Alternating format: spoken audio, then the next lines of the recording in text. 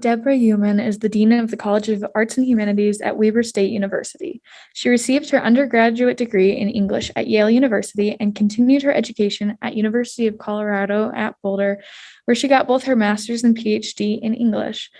She has worked at Weber State since January of 2021, and before that at St. John's Fisher College and Eastern Connecticut State University, where she taught Shakespeare and literature of the 16th and 17th centuries, and served as director of the Women and Gender Studies program. Dr. Uman's scholarship has long been on women writers and translators in the 16th and 17th century England, and most recently is focused on what she will be addressing today, young adult adaptations of Shakespeare.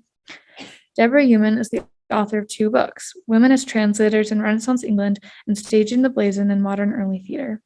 She has also been co-editor of the Seneca Falls Dialogue Journal. This summer, Dr. Uman is hosting an NEH Institute for high school English teachers on the subject of young adult adaptations of Shakespeare. Being one of her favorite projects up to date, she hopes her persistence and commitment to the program will result in teachers and students viewing Shakespeare in new and important ways. A book on her work is set to be released in the next year or 2. Dr. Uman's interest in Shakespeare began when she saw her first Shakespeare play, A Midsummer Night's Dream, at the age of 9. Her pursuit continued in college when she took the lecture course on Shakespeare's tragedies. The richness of the material caused her to think about subjects she hadn't thought of before and found that older literature was a huge place of discovery for her. Her path of discovery has led us to the work she will be lecturing on today, Girl Power and Adaptations of Shakespeare for Young Adult Audiences. Please join me in welcoming Deborah Uman to BYU.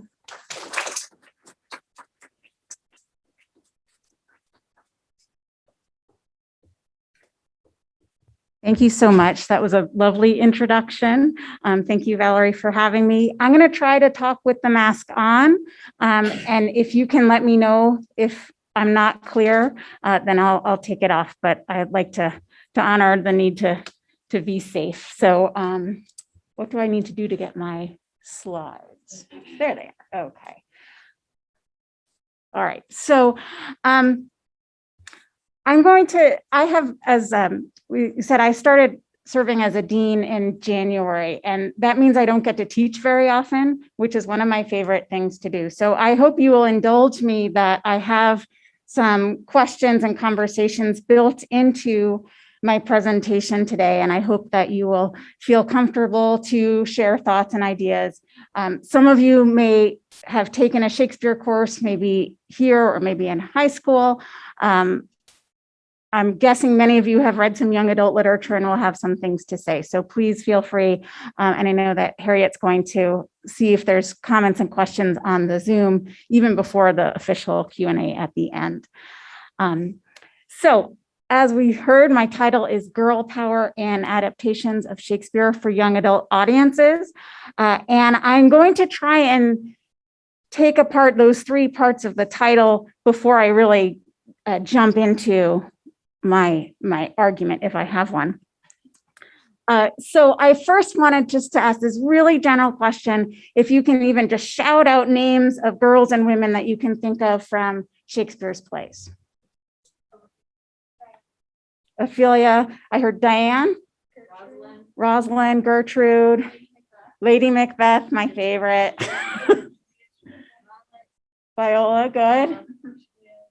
Juliet, Catherine, we have a few Catherines. Desdemona, perfect. Beatrice, great. I think you got all the ones that I wrote down. I didn't obviously write every female character, but here are a bunch. And I think, right, we got all of those. Oh, we didn't get Hermione and Paulina.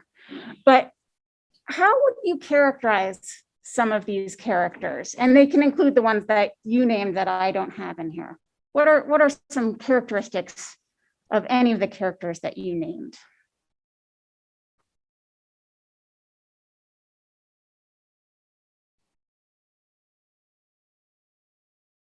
Who said Beatrice?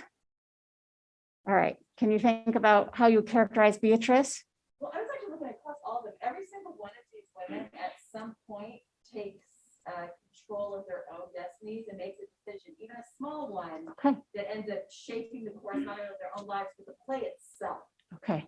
I think every single one of these women does that. Great. So takes control of their own destiny, has some decision-making capacity, Yeah. and clearly influences the events in the play. Hero is the only one that may. Yeah. At the end where she still has to accept him back. Yeah, they have some choices. Absolutely. Thank you. Others, what about Lady Macbeth? Manipulative, definitely manipulative. There are other words we could use to describe her. What about, I heard someone say Desdemona. Yeah.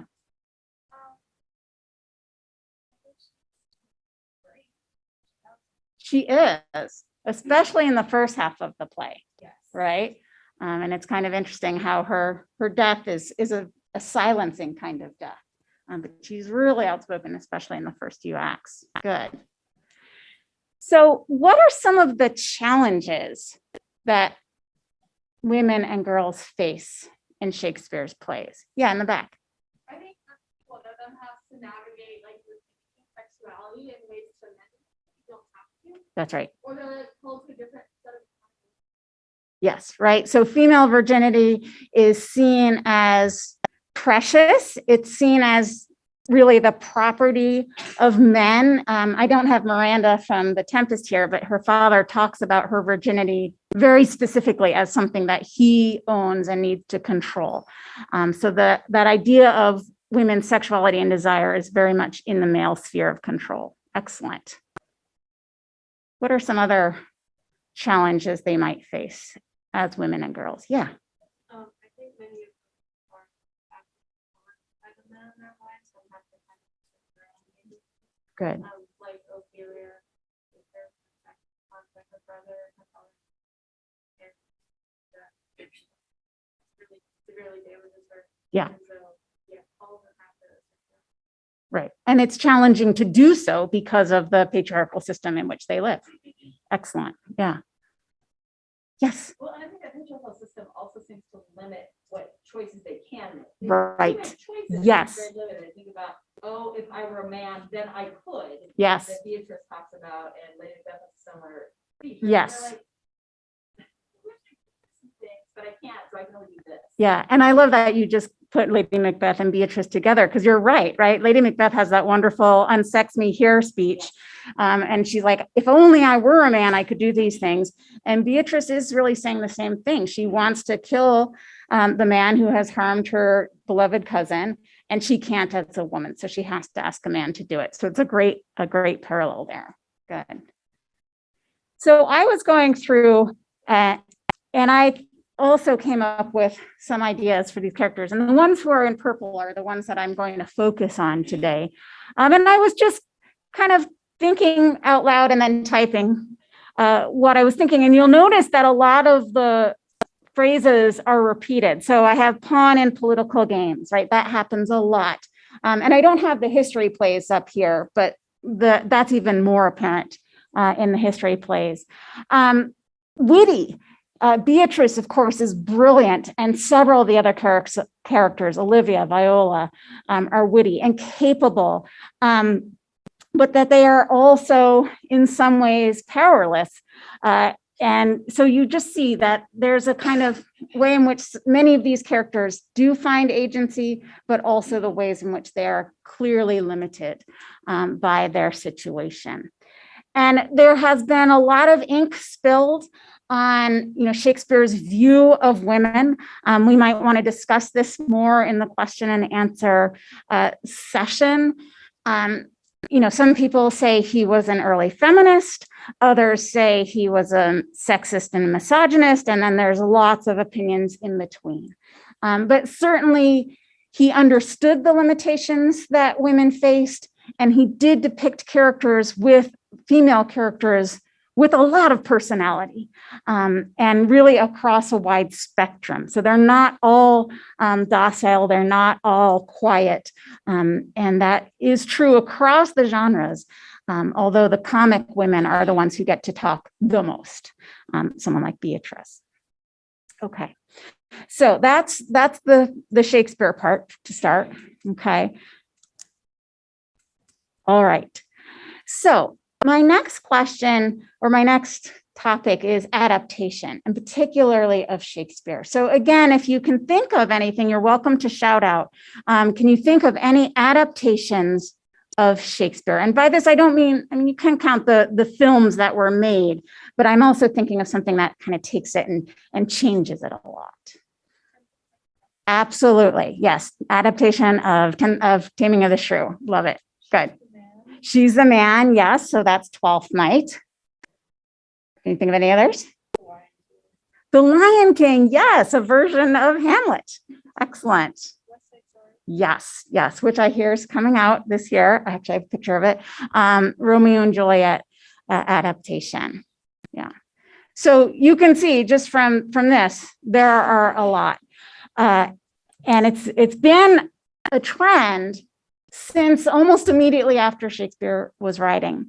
So on this slide, I wanted to start with the point that Shakespeare himself was an adapter, that we tend to glorify Shakespeare and say, oh, just these brilliant plots came out of his head and he never had to revise. And, he was just the genius of all geniuses. But in fact, that's not how he wrote. Almost every play that he wrote has a source that he found and adapted himself. Okay, so I gave you one example here, that image here of Pandosto by Robert Greene, and that's a romance from which Shakespeare created the play The Winter's Tale. Okay, and we'll talk about that one a little bit more, but Othello came from another play, from another work. All of the history plays, of course, Twelfth Night, which we've talked about, the Comedy of Errors. Again, almost everyone has a really close source. And that was really the practice of the time period, of the early modern time period. And then the other picture that you can see that is old there is a picture of the play King Lear and His Three Daughters by Nahum Tate, which came out in the 17th century. So again, they were adapting Shakespeare almost immediately. And these 17th century adaptations of King Lear, they found the ending too tragic. And I don't know if you've had a chance to see or read King Lear, but it is pretty brutal and pretty bleak. And so they give the 17th century version, give it a happy ending where King Lear and Cordelia go off and they survive. So it really began very early. These other images are, of course, more recent adaptations. I think West Side Story might be, oh yes, there it is. It was under my picture. And that's a picture from the most recent film that's coming out that's going to be directed by, what's his name? Steven Spielberg, you know him. But that musical came out in 1957 with a book by Arthur Lawrence, the brilliant music by Leonard Bernstein, and lyrics by the equally brilliant Stephen Sondheim. That's probably the most famous one at this point. I love that everyone still knows She's the Man. It's kind of old, but I have never taught a class where students didn't love that film. On the left, you've got Vinegar Girl. This is a whole series by Hogarth Press. They've decided to enlist really well-known authors to adapt Shakespeare's plays into different novels. So this is one of that series by Anne Tyler, and that is a version of Taming of the Shrew. Macbeth, here is a novel by Jo Nesbø, who is Norwegian. This came out, I have all my dates in my notes here, fairly recently, and it's a thriller adaptation of that. Oh, that came out, I didn't write when it was out, but it's fairly recent. On top, I wanted, since this is global women's studies, I wanted just to give you a couple of examples of global adaptations. So on the top is a picture from the film Throne of Blood, which is Kurosawa's adaptation of Macbeth, a very, very famous film, which I also think came out in 1957, so the same year as West Side Story. Below that is Omkara. That is an Indian adaptation of Othello. That came out in, I have it somewhere. Oh, 2006. And that tells the story of Othello as a kind of a crime novel. And in India, instead of using racial difference, it uses caste difference. So that's quite interesting. And then one of my favorites is a comic book by Neil Gaiman. If any of you are, well, you probably know him. And this is from the Sandman series. And in it, this is a version of A Midsummer Night's Dream where and Shakespeare is a character in this whole series, and we see him putting on the play, and then the spirits, Titania and Oberon and Puck, actually watch the performance. So it's very meta. And then one of the later ones in that series has a version of The Tempest. So you can see there's different genres being adapted, different time periods, and really across the globe. And I could have filled up several slides with global versions of Shakespeare as well. Okay. All right. So young adult literature. You are many of you young adults. What do you think of when I say the phrase young adult literature? Are there books that you particularly like? Are there ways that you might characterize that genre? What does it evoke for you?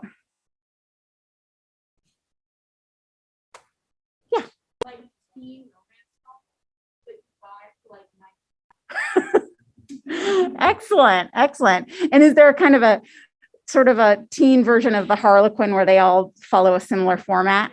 Perfect. Great, good. I feel like modern issues, a lot of young adults.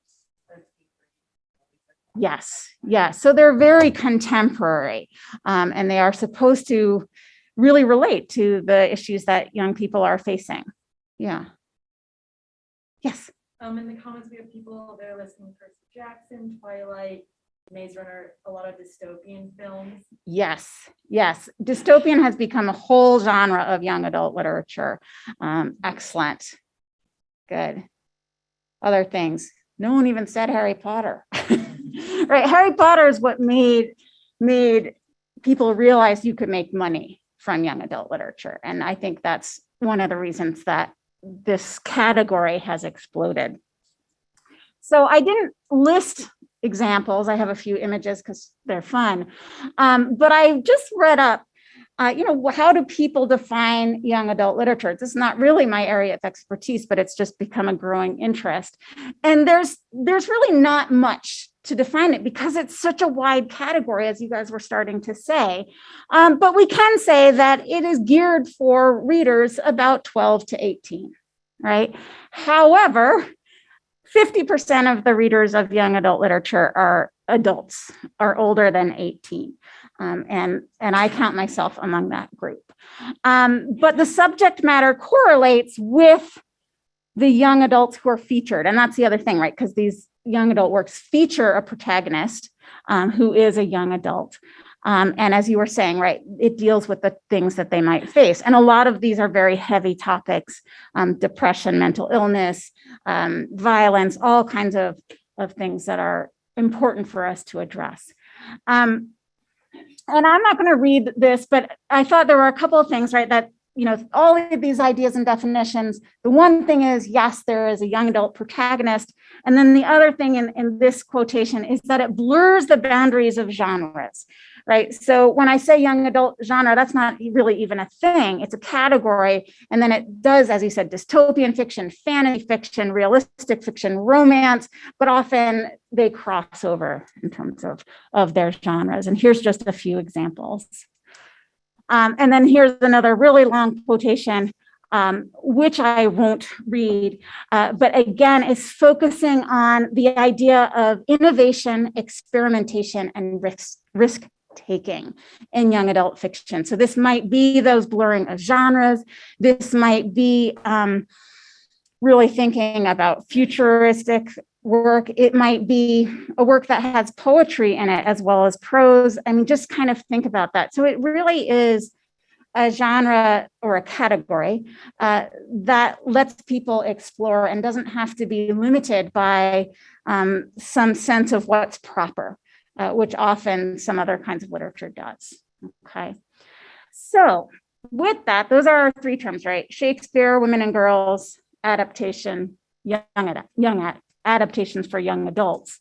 So now we have to think about, okay, which adaptations that we've maybe named so far or that we can think of were designed for young people. And we already had two, right? I mean, 10 Things I Hate About You and She's the Man are definitely designed for young audiences. Can you think of any more? It's a little harder. Yeah. Either. Exit Pursuit by a Bear. The only thing worse than me. Excellent, excellent. So Exit Pursuit by Bear is in my talk today, and is one of my favorites. I haven't read the other one, but there are so many that I couldn't possibly, but excellent, great. So here's just a handful. Okay. And you can see, again, you said movies or books, right? We've got a variety of those. You can see, so O came out in the early 2000s. Actually, I think it was the 90s, which is a really powerful film based on Othello. This Onyx is a novel that goes into the sci-fi genre. You can see, I put the Romeo and Juliet by Baz Luhrmann. It is a relatively faithful adaptation. It keeps the language of the play, but it's set in LA, and it's sort of an iconic version of that. We've got a novel by Jacqueline Woodson, which is also a Romeo and Juliet work. There, She's the Man. These two here on the right, I'm not sure, I think The Saving Hamlet is one, but Romeo and Juliet, which I'll talk about today, is, he calls it a choosable path. It's if you've done Choose Your Own Adventures, that's the kind of thing he's doing. And you can see we've got one, it's not a Spanish language text, but it emphasizes Spanish youth. And then we also have a web series, which I'll talk about a little bit as well. So again, they cross genres. There's hundreds of them. I didn't write down the number, but one of my colleagues has been tracking the novels just about Much Ado About Nothing, and there's like 20 of them. So this has become a growing industry. So today I'm going to talk, as I said, about 3 plays, 3 female characters, and I think 6 adaptations. And I'll go quickly so that we can get to the question and answer session. But I wanted to start with Ophelia, and I think she was the first one you called out when I asked for examples, and she is in some ways a really important character. She is the one who may be, as someone said, the most acted upon of Shakespeare's female characters. And so she has become a real subject of fascination. And if any of you have read the book, the nonfiction Reviving Ophelia, which is about young women and mental health and ideas of the self, you can see where some of this comes from.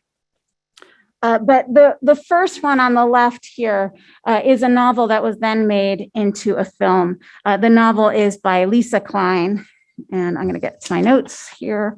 And this came out, it was turned into a film in 2018, and I didn't write down when the novel was written.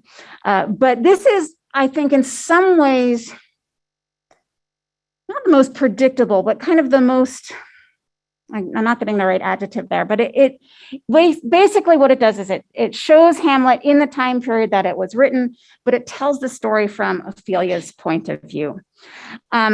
In this, the novel is written in the first person, so she really gets to tell her own story, which plays don't do quite as much, but in Hamlet, right, people are constantly talking about Ophelia and trying to say what she's thinking. And so in this case, she really gets to say her own view to the audience.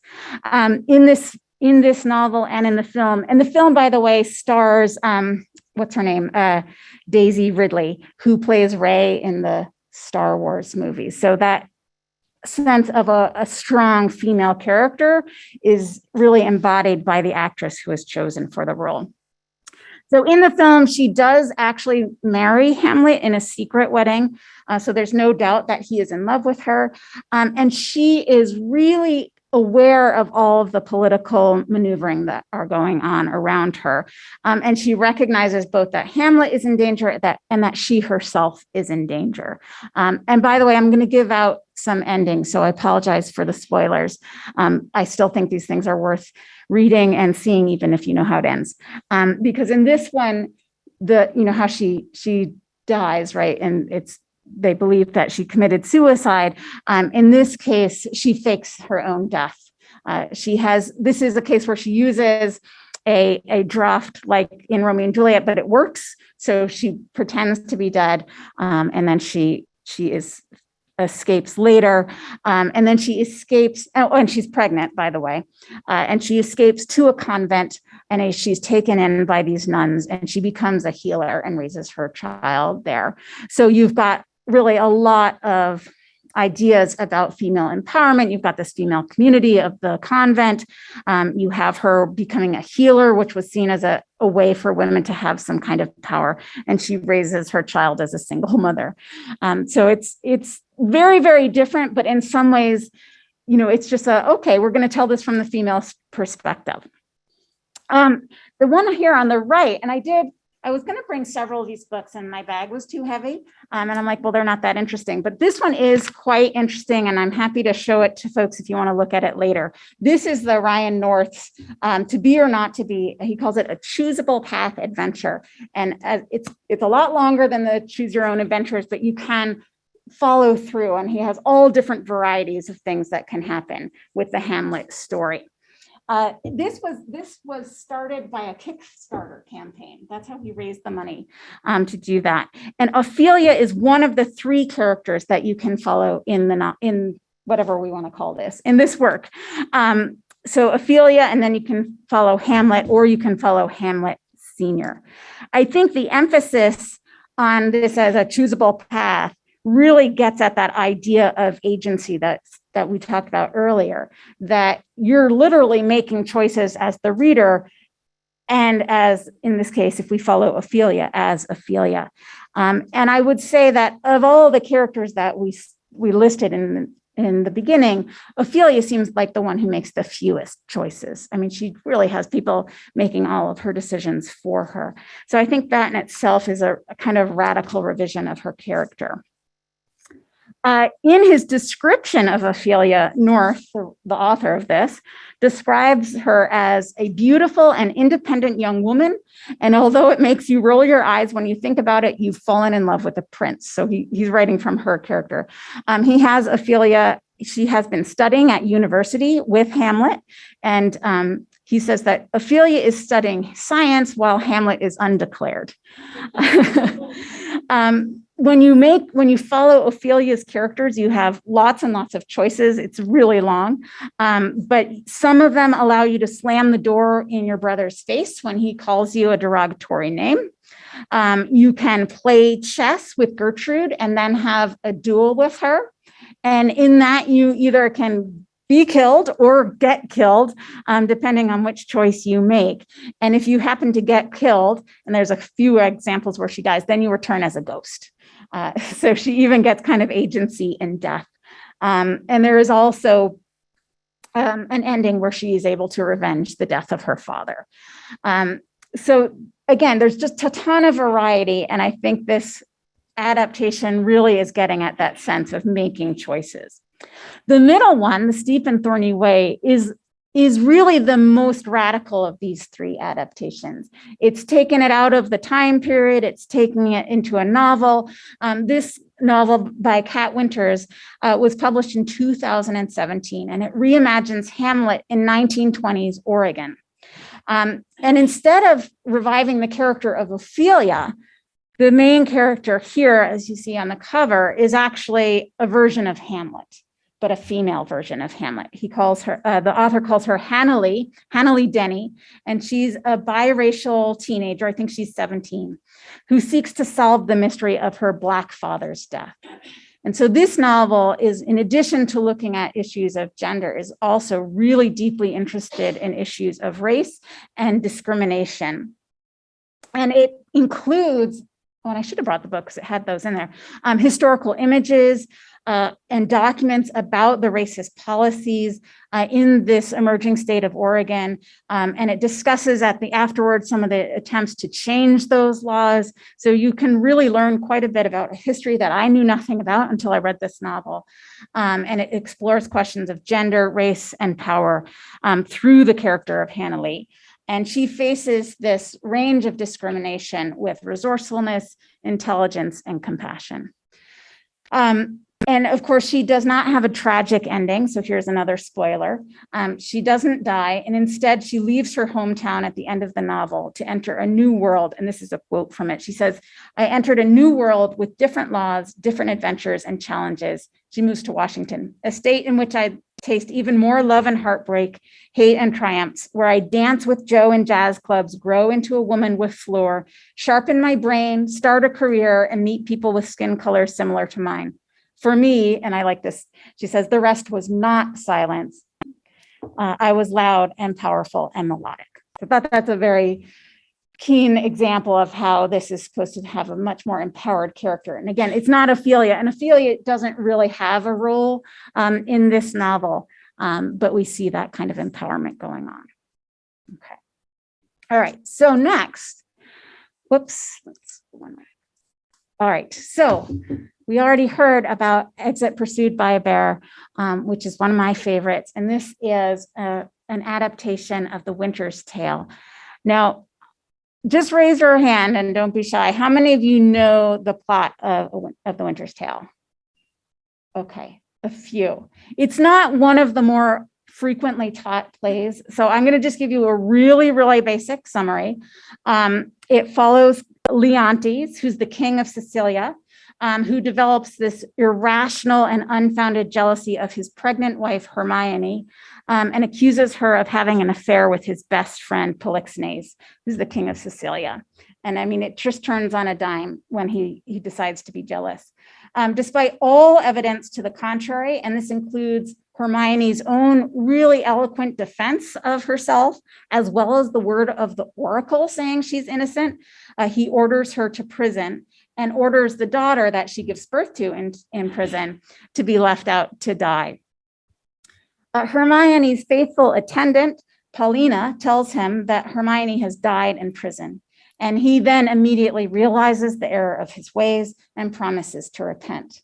Then we have a 16-year gap, and the story picks up later. Part of the plot follows the daughter, who of course did not die. Her name is Perdita or Perdita. She has been adopted by shepherds who found her. She was abandoned, basically. And we also return, and there's a lot of things that go on, to Leontes, who Paulina decides is finally done his penance after 16 years. And so she says, I have this statue of your wife. I want you to see her. She looks exactly like your wife. You're going to be amazed. And that's what we see in this picture here. And at this point, Perdita has been returned, and there's other things. And of course, this statue is Hermione. Some people read it as magic, but others say she was just alive the whole time, and Paulina masterminded the whole thing, which is how I read the play. And as I mentioned before, this play is based fairly closely on the work Pandosto by Robert Greene. But Pandosto does not give us this happy ending. And there's also a very disturbing threat of incest in Greene's work. So that's a very brief synopsis of The Winter's Tale.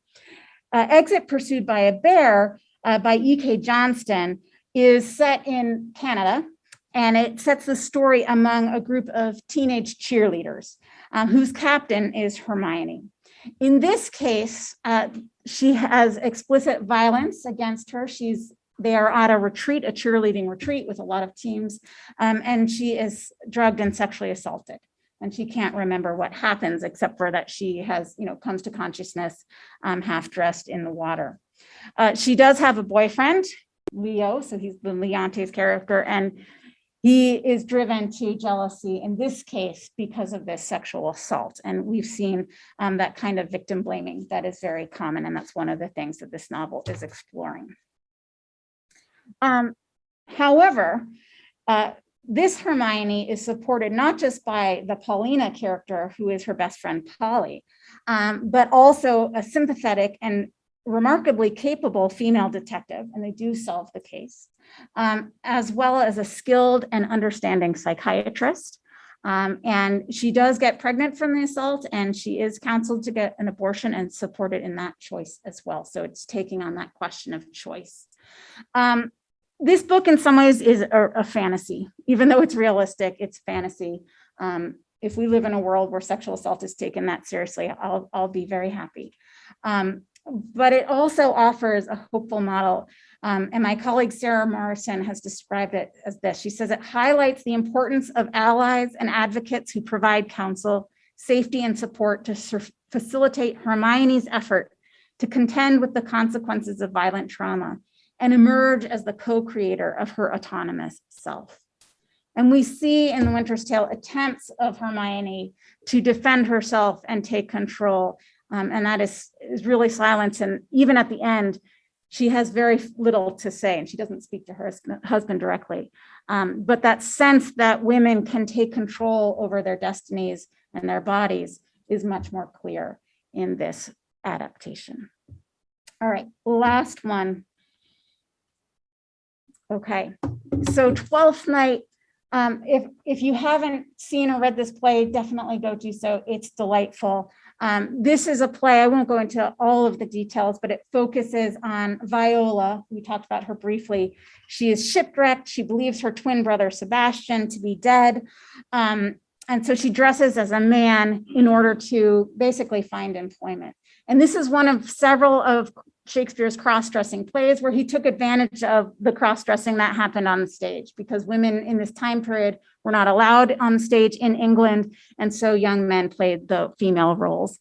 And if you look at the example on the left, that's a play that was performed by Mark Rylance's troupe about 10 years ago, and he did have male characters playing the female roles. I wish I had seen it. This is within that play, so Viola's cross-dressed. She goes to work for Orsino, who's a duke, and she takes on the name Cesario, and he asks her to help him woo the Countess Olivia, and then Olivia falls in love with the cross-dressed Cesario, and Viola falls in love with Orsino, and Orsino seems to have some attraction to Cesario as well. So this is a play that is really examining in quite delightful ways ideas about desire, and suggests that it could be in many different directions, as well as what we might call today gender identity or gender expression. And there's a lot going on, but the ending of the play restores a heteronormative world, except that Viola has not yet changed into a women's garb. So she ends up marrying Orsino, or he says, I'll marry you as soon as I see you in your women's weeds. But the end, she still is wearing her pants. So, again, all of Shakespeare's plays, if they're comedies, they end in marriages and heterosexual marriages that maybe reinforce the status quo, but this play has a lot of fun going on in the middle. You've already noted she's the man as a great, funny adaptation, very popular adaptation. Have any of you heard of 12th grade or whatever? Okay, so when you're done, you can Google this, and I have the link up there, and I can get it to you.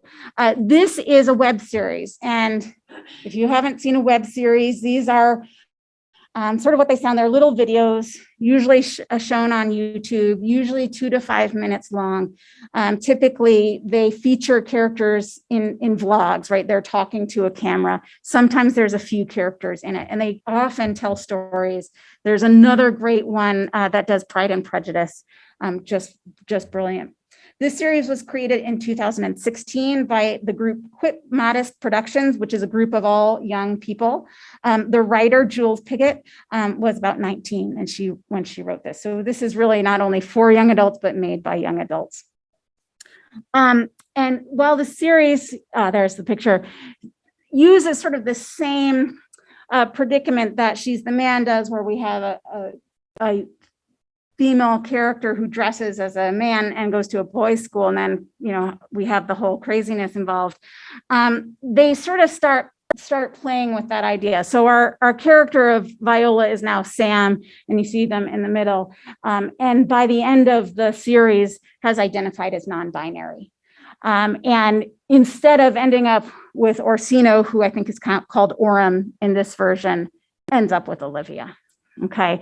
And I think Orem ends up, I can't remember, with someone else. But so it really, instead of ending with that heteronormative, is saying, you know what? Gender is a construct. It is perhaps a limitation, as is the sense that only men can be with women. So it's really takes the questions that Shakespeare raises about gender and brings them into a 21st century world in a way that I think is really provocative and delightful. It's I will say that its production quality is not great, but you have to get through that a little bit to really enjoy it. So that's pretty much where I wanted to end. I wanted to mention that we do have 2 projects related to this work forthcoming. And I want to give credit to my partner, Jenny Flaherty, who works at Georgia State College. I years ago posted to a Shakespeare group on Facebook and said, hey, I'm interested in young adult adaptations of Shakespeare and doing some stuff with it. And she really had the expertise, and I've been learning ever since.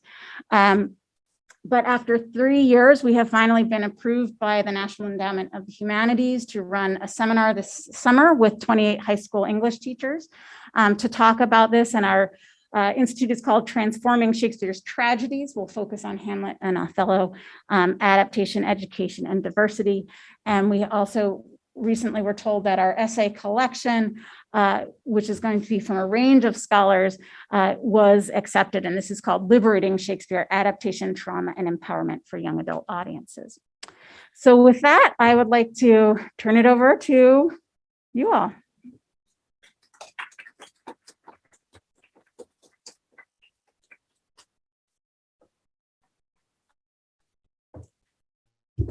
Dr. Uman's presentation highlights the importance of not ignoring non-traditional forms of literature, such as graphic novels, choose-your-own-adventure stories, and webcomics or movies. These can be tools that we can use to bring people into literature, make it more relevant to them, reclaim the narratives, and add diversity into our classrooms and canon. Adaptations of literature can also bring classics to newer audiences in a way that is more accessible and relatable to them in their everyday lives. Although these types of fiction have often been frowned upon and designated as lesser, through these explorations and retellings, we can come to understand the original work in better and different ways. While not all of us will teach in classrooms, and not all of us will have children, all of us will likely have children in our lives. Providing these texts for them can be beneficial for all of us, even if we are not YA's intended audience. Additionally, I believe it is important to support the authors, especially the women and women of color who are doing this work and engaging with this literature by writing these stories for us. The ideas that Dr. Uman has presented today go beyond education and beyond just reading. Thank you, Dr. Uman, for your presentation today. And now I'll turn the time to Madeline Barzey for the Q&A.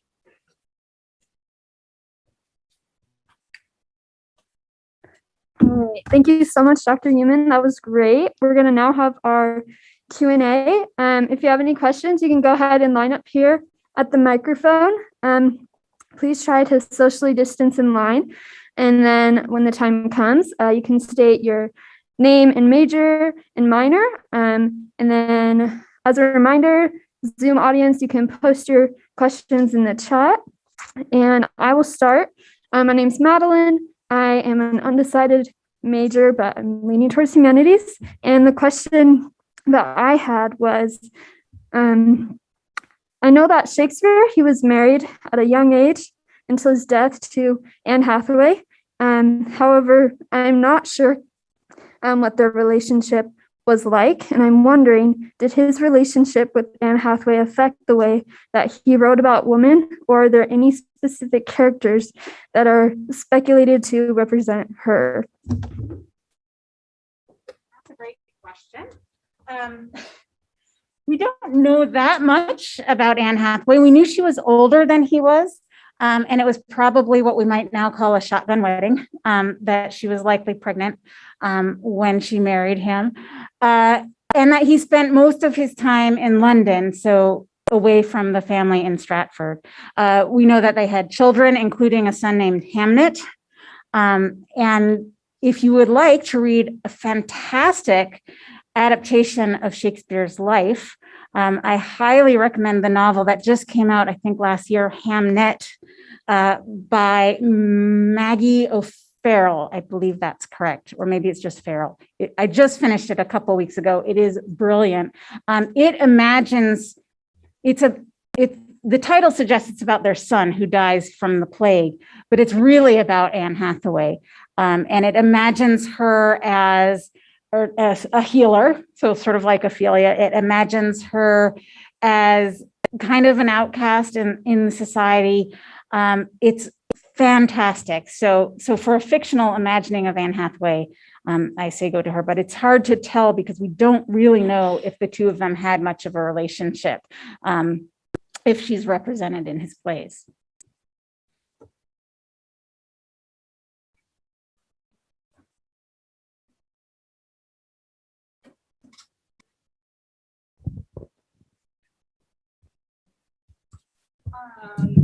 I'm Alex Marshall. I'm an English major and a women's studies minor. My question is, do you think that we should be teaching Shakespeare by using these adaptations in high schools or even colleges? Yes, I'll give you a longer answer to that. And I've started doing that in my own Shakespeare classes where I've started teaching Shakespeare and adaptation, and it's not always young adult focused, but it really just comes alive. And again, because it's Shakespeare's own practice, we would look at how he adapted works as well as adaptations of him. In the high school, this really came about for me. Why I think we should be doing this is that I would get students in my classes who'd read Othello and they're like, this was so boring. And now it's interesting. And Othello should never be boring. But it's hard, right? The language is different, it feels foreign to us.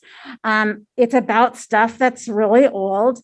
And so I don't think that the adaptations should replace the plays, but I think they can make it a lot more resonant. I think they can make it a lot more interesting. I mean, when I've taught Twelfth Night and someone says, hey, isn't this She's the Man? And they get excited. I'm like, great. Anything to get us excited about the arts and literature, I'm all for. Thank you. Sure. Someone's asking, why do you think storytellers, filmmakers, writers, etc., like to recreate Shakespeare stories? Why do we keep telling the same stories over and over again? That's an excellent question too. And I think there's a couple of reasons. Not all of them great answers. I mean, a lot of it has to do with the canon and the fact that Shakespeare has been held up as the most brilliant writer of all time. And, I spend my life studying Shakespeare, and I don't necessarily think he's the most brilliant writer of all times. I just like his stuff. So in some ways, his prominence in the canon and in the Western tradition is what motivates that. And there is also a sense of cultural capital and familiarity, right? That I can teach a Shakespeare class and ask my class who has read or seen one Shakespeare play, and the entire class will raise their hand. And I can't say that about any other writer in the English language. So I think there's that. I think, people like to say, oh, Shakespeare is great because he wrote all these timeless universal truths. Have you guys heard that phrase before? I'm like, no, they're not timeless, they're not universal, and they're not true. They're just interesting. And there's a flexibility about his literature. And this is one thing, so I study a lot of writers from his time period. And I do think the reason Shakespeare has become so powerful in our culture is that his literature is more flexible. So if you look at writers like Marlowe or Johnson, there's a specificity of their stuff to the time and place, where Shakespeare, you can just do so much more with it. So I do think that is part of it as well. And it just sells well because of the cultural capital of Shakespeare. Okay, so my question's like 3/4 formed, but I'll try to make it clear and understandable. So as women and as women writers and women academics, how do we balance, seeing Shakespeare writing these women with interesting and diverse roles, but also the very real way that women are treated in his plays, and the sort of lack of like accountability or responsibility that seems to be a common thread, and then write about his work in like through a feminist lens. Yeah. Does that make sense? It does. And there's a huge body of feminist scholarship on Shakespeare. So there's so much to read and see some models for how to do this and how to do this well.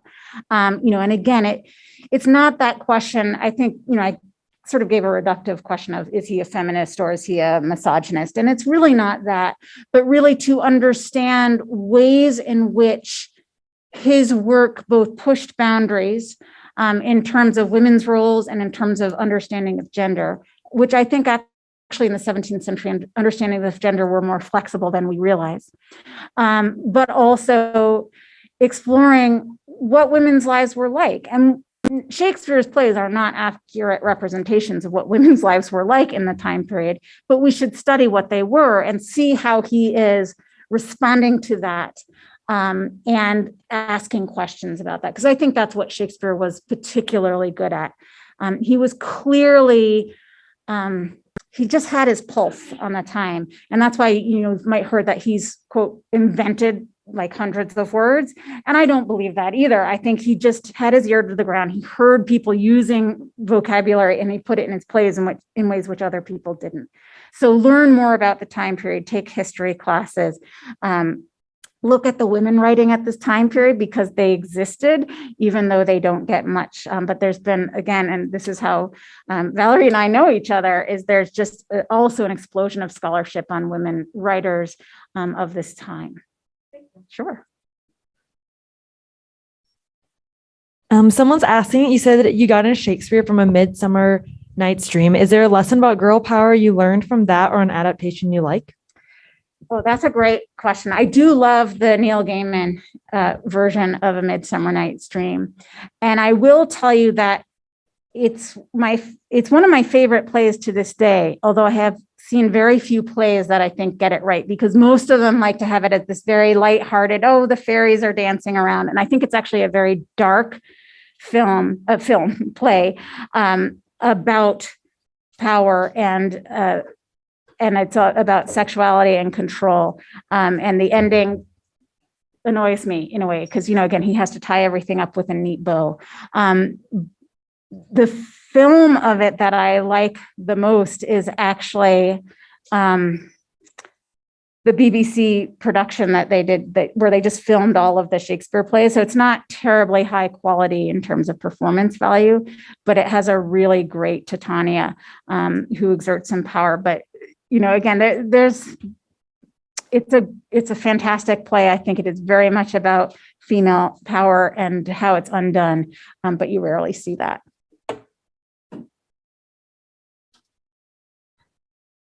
Okay, really quick, who is your personal favorite female character / representation in original Shakespeare play or in the adaptations? Oh, that's a great question. Oh, these are all good questions. I mean, I think probably we've talked a little bit about Beatrice, and she's might be my favorite of the female characters because she's badass. She has an answer for everything. In terms of the adaptations, boy, I'm not sure. I mean, I love Exit Pursued by a Bear so much. The other thing that I love, and this isn't exactly an adaptation, but is the television series Slings and Arrows, which came out in Canada, and it tells the story of it's based on the Stratford series in Canada, and it follows a troupe of actors who play, and it's brilliant. And that's not really answering the question because that's not a character, but that is actually my favorite adaptation. And it has 3 series. The first one does have A Midsummer Night's Dream, but then focuses on Hamlet. The second series is Macbeth, and the third series is King Lear. And that's incredible. So I avoided the question, but sorry.